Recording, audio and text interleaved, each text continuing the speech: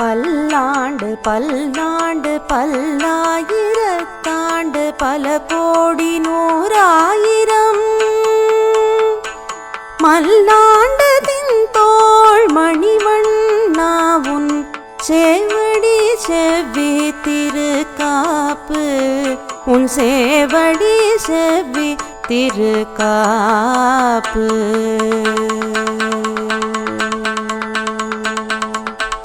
நண்பர்கள் அனைவருக்கும் வணக்கம். ஆழ்வார்கள் அனுபவித்த ஆறாவமுதன் இந்த தொடரில் நம்ம ஒரு திவ்ய தேசமாக சேவிச்சுன்னு வந்துருக்கோம். இதுவரை 26 திவ்ய தேசம் சேவிச்சிருக்கோம்.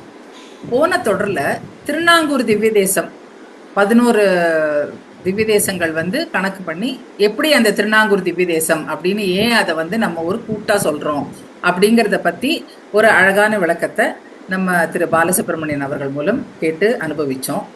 இன்னைக்கு அந்த திருநாங்கூர் திவ்ய தேசத்துல முதல் திவ்ய தேசமான திருக்காவளம்பாடி அப்படிங்கிற திவ்ய தேசத்தை பத்தி அனுபவிக்க போறோம்.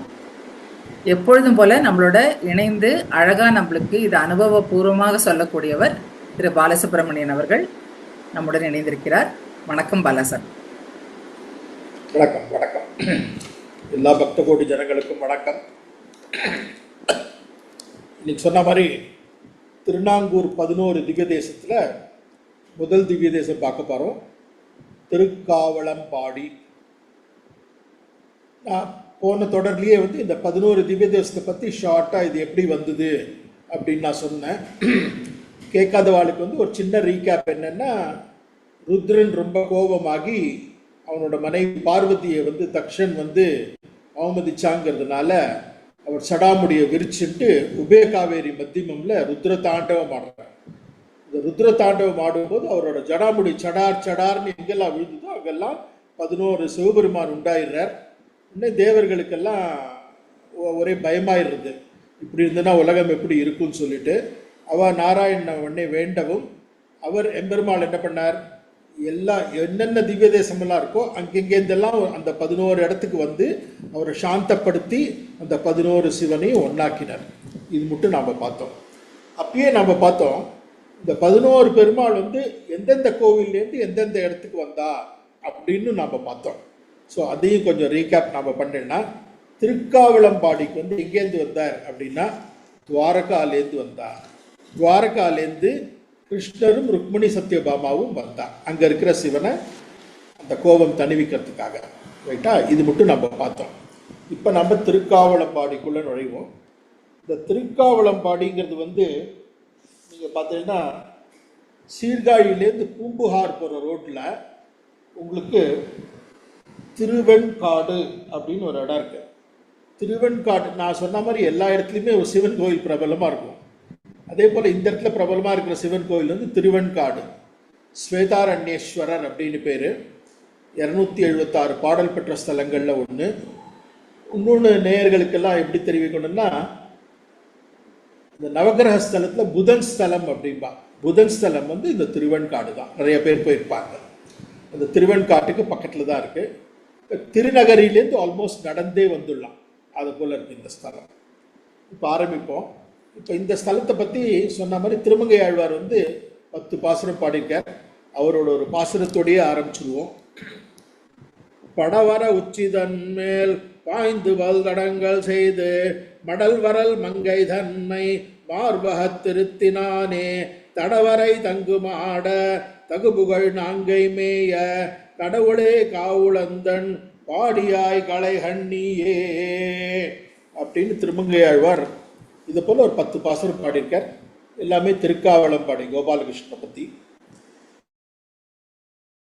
எப்படி வந்தார்? அவர் சிவன் அடக்கிறதுக்காக வந்தார். பட் ஏன் இங்கேருந்து வந்தார், எப்படி வந்தார் அப்படிங்கிறதுக்கெல்லாம் ஒரு சரித்திரம் இருக்கு. இதுக்கெல்லாம் முன்னாடி நான் உங்களை முன்னாடி சொன்ன ஒரு திவ்ய தேசத்தோடு கொஞ்சம் கனெக்ட் பண்ணேன்.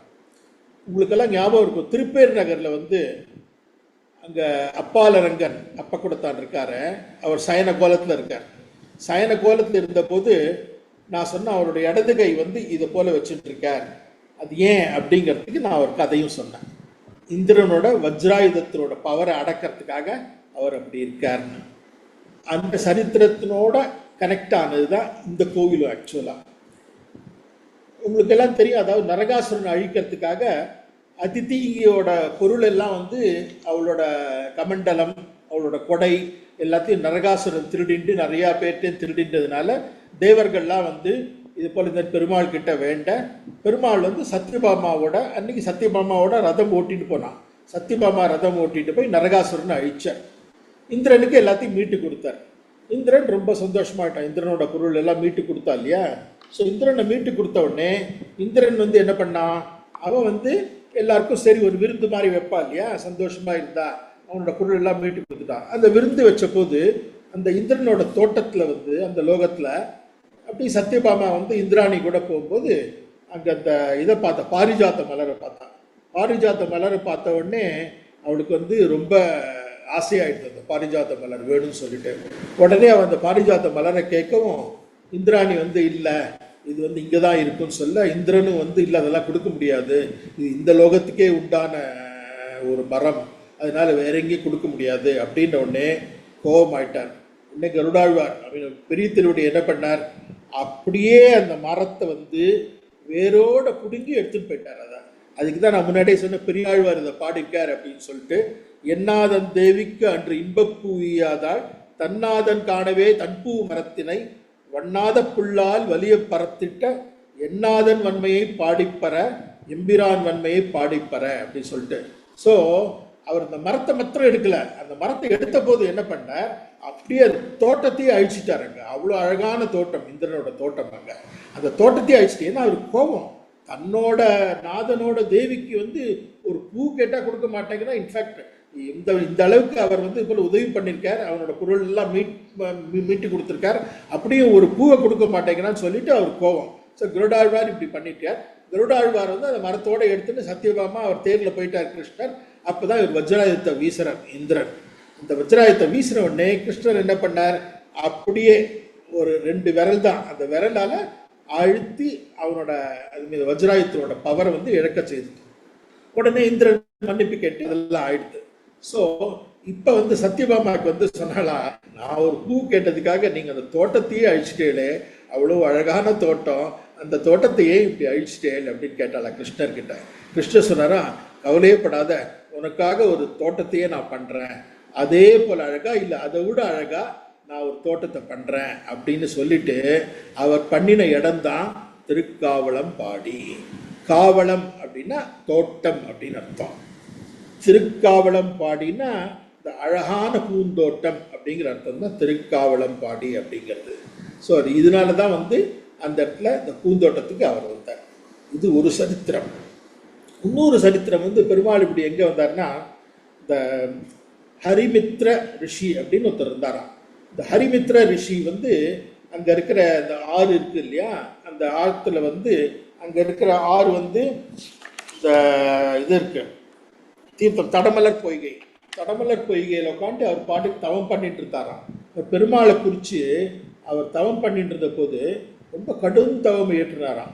பெருமாள் அங்கே வந்தாராம். பெருமாள் அங்கே வந்த உடனே அவர் வந்து எப்படி வந்தாராம், பெருமாள் ஒரு விமானத்தோடு வந்தாராம். அந்த கோவில் இருக்க விமானம் இருக்கு பாருங்க, அந்த கோவில் விமானத்தோடு வந்தாராம். விமானத்தோடு வந்து அவர் காட்சி கொடுத்தாராம். அதனால தான் சொல்லுவா அந்த விமானம் வந்து ஸ்வயம்பூ விமானம் அப்படின்பா. அந்த திருக்காவலப்பாடியில் இருக்கிற விமானம் வந்து ஸ்வயம்பூ விமானம். ஸோ இது ஒரு சரித்திரம். அங்கே இதுக்கப்புறம் நீங்கள் பார்த்தீங்கன்னா இங்கே மீதி எல்லாம் வந்து இங்கே பெருமாள் பேர் வந்து மூலவர் கோபாலகிருஷ்ணன் ராஜகோபால சுவாமின்னு சொல்லுவா. வெளியில் ராஜகோபால சுவாமி கோவில் தான் போட்டிருக்கோம். ருக்மிணி சத்யபாமாவோட கிழக்கு நோக்கி நின்ற திருக்கோலம். தாயார் வந்து மடவரல் மங்கை, ஒரு அழகான பேர் தாயார் பேர். செங்கமல நாச்சியார், மடவரம் மங்கை செங்கமல நாச்சியார் இல்லைன்னா பேர். தீர்த்தம் வந்து தடமலர் பொய்கை அப்படின்னு பேர். விமானம் தான் சொல்லிட்டா ஸ்வயம்பூ விமானம். காட்சி கண்டவா வந்து ஒன்று ருத்ரன். ருத்ரன் அடக்கிறதுக்காக தானே வந்தார் இல்லையா, ருத்ரனோட கோபத்தை அடக்கிறதுக்காக வந்தார். அதனால ருத்ரனுக்கு காட்சி கொடுத்தார். இன்னொரு யாருக்கு காட்சி கொடுத்தாருன்னா விஸ்வக்சேனர். அதுக்கும் ஒரு தனி சரித்திரம் இருக்குது, அதையும் நான் சொல்கிறேன். ஸோ விஸ்வக்சேனருக்கு காட்சி கொடுத்தார். இதெல்லாம் தான் சிறப்பு. ஸோ இந்த சிறப்பு என்னென்னா, துவாரகாபுரியிலேருந்து கண்ணபிரான் வந்து சத்யபாமாவோடு இங்கே வந்ததுனால இங்கே வந்து துவாரகைக்கு சமமான க்ஷேத்திரம் அப்படின்பா. இது மீதி வந்து இந்த காவலம்ங்கிற சொல்லிற்கேற்ப இங்கே வந்து அழகிய பொழில்கள் பொழிந்த அந்த துவாரகாபுரியை போலயே அவ்வளோ அழகான தோட்டத்தோடு இருக்குமா அது. அந்த இடம் ரொம்ப அழகான இடம். இப்போ பார்த்துட்டா அந்த கோவிலில் வந்து 3 நிலை கோபுரம் இருக்குது. இந்த 3 நிலை கோபுரம், அதுக்கப்புறம் வந்து இந்த காவலம் அப்படிங்கிறதுக்கு வந்து யானை அப்படிங்கிற ஒரு அர்த்தம் இருக்கான். இங்கே வந்து பெருமாள் வந்து ஒரு யானையை காப்பாற்றினாராம். அதனாலையும் இந்த ஊர் பேர் வந்து திருக்காவளம்பாடி அப்படின்னு வந்தது அப்படின்பா. இங்கே வந்து இப்போ இவர் வந்து திருமங்கை ஆழ்வார் வந்து 10 பாசுரம் பாடியிருக்கார். அதில் தான் ஒரு பாசுரம் நம்ம அனுபவித்தோம். பெரிய திருமொழியில் 4ஆம் 10 6ஆம் திருமொழி நாம் பார்த்தோம் நம்ம ரைட்டா. அதுக்கப்புறம் வந்து இங்கே சன்னதி அப்படிங்கிறதுக்கு வந்து மூலவர் சன்னதி, கருடன் சன்னதி, தாயார் சன்னதி இருக்கு. அவ்வளோதான், வேறு எந்த சன்னதியும் கிடையாது. இங்கே இன்னொரு ஒரு விசேஷம் என்னென்னா, இந்த இடத்துல வந்து மதங்க முனிவர், வியாக்ரபாதர், உதங்கர், இந்த முனிவர்களோட இவாளெலாம் மகாசிரேஷ்ட முனிவர்கள், இவாளோட பர்ணசாலைகள்லாம் இங்கே இருந்தது அப்படின்பா. இந்த இடத்துலையே திருக்காவளம்பாடியிலேயே இருந்ததுப்பா. இன்னொரு ஒரு இன்ட்ரெஸ்டிங் விஷயம் என்னென்னா, இந்த மகாபாரதத்தில் தக்ஷகன் அப்படிங்கிற ஒரு நாகம் நம்ம கேள்விப்பட்டிருப்போம். அந்த தக்ஷகன்கிற நாகம் தான் வந்து பரீட்சித் மகாராஜாவை கொண்டது. அவன் அந்த சாகத்துக்கு முன்னாடி இது போல் ஸ்ரீமத் பாகவத்தை கேட்கணும்னு சொல்லிட்டு தான் எல்லாத்தையும் கேட்டுட்டு இருந்தான், எல்லாருக்கும் தெரியும். அந்த தக்ஷகன், அந்த நாகம் வந்து தக்ஷகன் நாகம் வந்து இந்த இடத்துல தான் அது ஆண்டுன்றது தான். அந்த தக்ஷகன் நாகம் ஆண்டுன்றதுனால இந்த இடத்துக்கு பேர் நாகபுரி அப்படின்னு இருக்குதான். அதுதான் மருவி நாங்கூர் ஆகி திருநாங்கூர் ஆச்சுப்பா. நாகபுரியிலேருந்து நாங்கூர் திருநாங்கூர் ஆச்சு. அது என்ன, தட்சகன் நீங்கள் ஆண்டுன்றதுனால அந்த ஒரு இது ஒன்று. இன்னொன்று, விஸ்வக்சேனர் இங்கே காட்சி கொடுத்தார் அப்படின்னா, விஸ்வக்சேனரை பற்றி என்ன இங்கே இருக்குது அப்படின்னா, துர்வாசர் இருக்கார் இல்லையா, அவர் வந்து கடும் தவம், அவர் நிறையா சாபம் கொடுப்பார், எல்லாருக்கும் தெரியும். ஒரு சமயம் ரொம்ப கடும் தவம் இயற்றின்னு இருந்தார். இந்திரன் வந்து அவரோட தவத்தை கலைக்கிறதுக்காக, எல்லாருமே யாராவது தவம் பண்ணாக்க அவளுக்கு சக்தி கூட்டிட்டுங்கிறதுனால அதை கலைக்கிறதுக்காக இன்னொருத்தர் யாரையாவது ஏதாவது அனுப்புவாங்க. இதை போல் அந்த காலத்தில் கூப்பிட்டதில்ல. ஸோ இந்திரன் வந்து அவரோட தவத்தை கலைக்கிறதுக்காக வந்து குந்தவை அப்படிங்கிறவளை அனுப்பிச்சானான். அந்த குந்தவை வந்து அனுப்பிச்ச உடனே அவருக்கு வந்து கோபம் வந்துருக்கு. அவர் வந்து இது போல் கலங்கள்லாம் இல்லை, அவர் உடனே சாபமிட்டாராம். அவர் சாபமிட்டு என்ன பண்ணாராம், நீ ஒரு வேடனோட மகளாக பிறப்ப அடுத்த ஜென்மத்தில் அப்படின்னு ஒரு சாபம் கொடுத்து, அவள் அடுத்த ஜென்மத்தில் ஒரு வேடனோட மகளாக பிறந்து ஒரு வேடனையே அவள் வந்து மணந்தாளாம். வேடனை மணந்த போது ஒரு நாளைக்கு பெரிய மழை பெய்ய வருண பகவான் வந்து அவள் மேலே ஆசை கொண்டு, அவளுக்கும் இந்த வருண பகவானுக்கும் பிறந்தவர் தான் வந்து விஸ்வக்சேனர். இந்த விஸ்வக்சேனர் என்ன பண்ணார், அவர் கடுந்தவம் இருந்து அவர் மேலே பெருமாள் வந்து ரொம்ப இது பண்ணி அவரோட பக்தியை மெச்சி, அவர் வந்து நித்திய சூரிகளோட தலைவனாக இருக்கும். எல்லாருக்கும் தெரியும், பெருமாள் தாயாருக்கு அப்புறம் அடுத்து வர்றவர் வந்து விஸ்வக்சேனர் தான். சேனா முதலியார்பா, விஸ்வக்சேனர்பா, எப்படி வேணால் சொல்லலாம். அவர் தான் அடுத்த ரேங்க். இந்த ரேங்க்கில் பார்த்தீங்கன்னா ஹைரார்கியில் வந்து அவர் தான் அடுத்தது, அங்கே விஸ்வக்சேனர் தான். ஸோ இப்படி தான் அந்த விஸ்வக்சேனர் வந்தாரா. ஸோ அந்த விஸ்வக்சேனர் வந்து இந்த இடத்துல வந்து அவர், நான் உன்னை கோபாலகிருஷ்ணா, நான் உன்னை பார்க்கணும் அப்படின்னு, கிருஷ்ணனா பார்க்கணும் அப்படின்னு வேண்டினதால விஸ்வக்சேனருக்கு கோபாலகிருஷ்ணா அவர் காட்சி கொடுத்தாரா இந்த இடத்துல. ஸோ அது முக்கியமான இடம். இந்த ஒரு சரித்திரத்தையும் நான் சொல்லணும் அப்படின்னு ஆசைப்பட்டேன். இது ஒன்று. ஸோ இதை தவிர வந்து நீங்கள் வேறு வந்து இந்த இடத்துல இங்கே நடக்கிற திருவிழாக்கள் அப்படின்னு பார்த்தீங்கன்னா, கிருஷ்ணர் இல்லையா, அதனால் ஆவணி மாதம் கிருஷ்ண ஜெயந்தி ரொம்ப ஜோராக நடக்கும் இங்கே, அது ஒன்று நடக்கும். அதுக்கப்புறம் வந்து அதே போல் வந்து மார்கழி மாதத்தில் வைகுண்ட ஏகாதசி எப்பயும் போல் ரொம்ப நல்லா நடக்கும், எல்லா கோவிலையும் போல் வைகுண்ட ஏகாதசி நடக்கும். அதுக்கப்புறம் கேட்கவே வேணாம், தை மாதம் அமாவாசை. தை அமாவாசைக்கு அடுத்த நாள் தான் நான் சொல்லியிருக்கேனே, 11 திவ்ய தேசத்துலேருந்தும் இங்கேருந்து கருட வாகனத்தில் பெருமாள் எழுண்டு போவார்.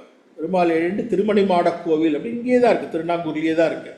அடுத்தது வரும், இன்னொரு 2-3 இதுக்கு அப்புறம் வரும். திருமணி மாட கோவில் ஏழுவார். அந்த இடத்துல வந்து 11 கருட சேவை நடக்கும். அதுக்கு முந்தின நாள் ராத்திரி தான் இவர் வந்து திருவாலி திருநகரிலேருந்து இவர் போவார், திருமங்கை ஆழ்வார் வயல் திருமங்கை ஆழ்வார் போவார். அவர் போகும்போது இந்த வயல் வெளியிலெல்லாம் அப்படியே காற்று அடித்து அப்படியே நெல்லெல்லாம் அப்படியே ஆடுமா. அதை பார்த்த உடனே மக்களுக்கெல்லாம் அப்படியே எக்ஸைட் ஆகிடுவோம், மக்களுக்கெல்லாம் ரொம்ப சந்தோஷமாக இருக்குமா. இந்த எங்கெல்லாம் திருமங்கை ஆழ்வார் எந்த வழியாக போகிறாரோ அங்கெல்லாம் வந்து அவரோட நெல் உற்பத்தி வந்து அந்த வருஷம் வந்து ரொம்ப நன்னா நடக்கும் அப்படின்பா. ஸோ திருமங்கை ஆழ்வார் வந்து ஹம்சவாகனத்தில் எழுவார். அம்சாகனத்தில் ஒவ்வொருத்தருக்கா 11 திவ்ய தேசம் இருக்கு இல்லையா, 11 பெருமாளுக்கும் தனித்தனியாக அவர் வந்து மங்களாசாசனம் பண்ணி, அதுக்கப்புறம் வந்து மணவாள மாமுனிகள் வந்து இவருக்கு மங்களாசாசனம் பண்ணி அதுக்கப்புறம் தான் இவெல்லாம் போவா. ஸோ அந்த இடத்துல வந்து அன்னைக்கு மாத்திரம் பார்த்தீங்கன்னா ஒரு 50-60,000 பேர் குறைச்சல் இல்லாமல் வருவா அப்படின்பா. அதாவது அந்த 11 ஊர் சொந்தக்காராலும் எங்கெங்கேயோ இருக்கா. இப்போ எல்லாரும் யார் இருக்கா, அவளோட சொந்த ஊரில் யாருமே இல்லை, எல்லாரும் நகரத்துக்கு வந்தாச்சு. என்னதான் நகரத்துக்கு வந்துட்டாலும் அவளோட ஊரில் நடக்கிற பெரிய திருவிழா அப்படிங்கிறதுனால எல்லாரும் அந்த சமயத்தில் 11 கருட செய்யும் போது அந்த ஊர்க்காரன் எல்லாரும் அங்கே போயிடுவா. அந்த ஊர் வந்து பார்க்காத கும்பல் அன்னைக்கு தான் பார்க்கும். 50-60,000த்துக்கு கம்மியாக கிடையாது, அவ்வளோ பேர் வருவாளாம். ரொம்ப விசேஷமான க்ஷேத்திரம். இங்கே வந்து திருமங்கையாழ்வார் வந்து மடவரல் மங்கைங்கிறதையே அவர் அதனால தான் அவ்வளோ அழகாக படவர உச்சிதன்மேல் பாய்ந்து பல நடங்கள் செய்து மடவரல் மங்கை தன்னை மார்வக திருத்தினானே அப்படின்னு சொல்லிட்டு அவ்வளோ அழகாக எழுதியிருக்காருங்க. அங்கே திருநாங்கூரின் கருட சேவைக்கும் இந்த துவாரகாபுரிநாதனும் இவர் எழுந்தருள்வார் இவர். ஸோ சத்யபாமாக்காக கண்ணன் இந்திரலோகத்திலிருந்து பாரிஜாத மலரை கொண்டு வந்ததை வந்து கற்பக காவு கருதிய காதலிக்கு இப்பொழுதீவனென்று இந்திரன் காவினில் நிற்பன செய்து நிலாத்திகள் முற்றத்துள் உய்த்தவதென்னை புறம்பல்குவான் கும்பர்கோனன்னை புறம்பல்குவான்னு பெரியாழ்வார் வந்து ஒரு இடத்துல நினைவு கூர்றார். ஸோ இவ்வளோ அழகான திவ்ய தேசம் கண்டிப்பாக போகணும். திருவெண்காடுக்கு யாரெல்லாம் அந்த பக்கமாக போகிறீங்களோ ரொம்ப பக்கம்தான். திருநாங்கூர் போனேன்னா ஆல்மோஸ்ட் ஒரே நாளில் 11 திவ்ய தேசம் ப்ளஸ் இன்னும் 2 திவ்ய தேசம் இருக்குது. நான் சொன்னேனே, அதாவது இந்த கருட சேவை இல்லாமல் இன்னும் 2 திவ்ய தேசம் இருக்குது. அது திருவாலி திருநகரி இருக்குது, இன்னொன்று வந்து திருக்காழ்ச்சீராம விண்ணகரம், அது சீர்காழி, வேறு ஒன்றும் இல்லை. இந்த 2 திவ்ய தேசமும் இருக்குது. ஸோ 11, 2, 13 திவ்ய தேசத்தை நீங்கள் திருநாங்கூர் போனீங்கன்னா நீங்கள் தரிசிச்சுலாம் ஒரே நாளில் பார்த்துடலாம். ஸோ நீங்கள் எப்போ முடியறதோ கண்டிப்பாக திருநாங்கூர் போயிட்டு எல்லா பெருமாளையும் சேவித்து அவளோட அருளுக்கு பாத்திரமாகும்படி கேட்டுக்கிறேன். நமஸ்காரம். நமஸ்காரம். ரொம்ப அழகா சொன்னேன். நீங்க சொன்னீங்க இல்லையா, அந்த அந்த பொய்கை நந்தவனம் மாதிரி அந்த சோலையை வந்து இங்க காவலம்னா வந்து சோலைன்னு, அது அவர் பாட்டிலேயே கூட 9வது பாசுரத்தை சொல்றார். மந்தமார் பொழில்கள் தோறும் மட மயிலாலும் நாங்கை கந்தமார் காவலன் தன் பாடியாய் அப்படிங்கிறார் அங்கேயும். அதாவது இது வந்து அதே மாதிரி 8வது பாசுரத்துலயும் வந்து பூவளம் பொழில்கள் சூழ்ந்த புரந்தரன் செய்த நாங்கை காவலம் பாடி மேய அப்படிங்கிறார். அதாவது இது வந்து இந்த ஊர் வந்து சோலைகளாலையும் பொழில்களாலையும் சூழ்ந்தது அப்படிங்கிற ஆழ்வார் வந்து பாசுரத்துல காமிச்சு கொடுத்துருக்க. அது எப்படியும் அந்த அளவுக்கு இல்லாட்டாலும் இப்பவும் வந்து பசுமை நிறைந்ததா தான் இருக்கும். பசுமை நிறைந்ததா இருக்கு. அவர் அனுபவிச்ச அளவுக்கு இல்லைனாலும் இப்போ வந்து ஏன்னா எல்லா இடமும் நகரங்களா மாறின்னு வருது இல்லையா. ஸோ இயற்கையை வந்து நம்ம கொஞ்சம் செயற்கையா மாத்தின்னு வர்றதுனால, ஆனாலுமே வந்து இந்த திவ்ய தேசத்தை பத்தி ரொம்ப அருமையா சொன்னேன். நீங்க சொன்ன மாதிரி 11 கருட சேவையில வந்து இந்த பெருமாளை 7 பேர் அப்படின்ற பொழுது நம்ம வந்து இந்த ஒரு பாவத்தோட இந்த திவ்ய தேசத்தை போய் பெருமாள் பிராட்டியை சேர்ப்போம்.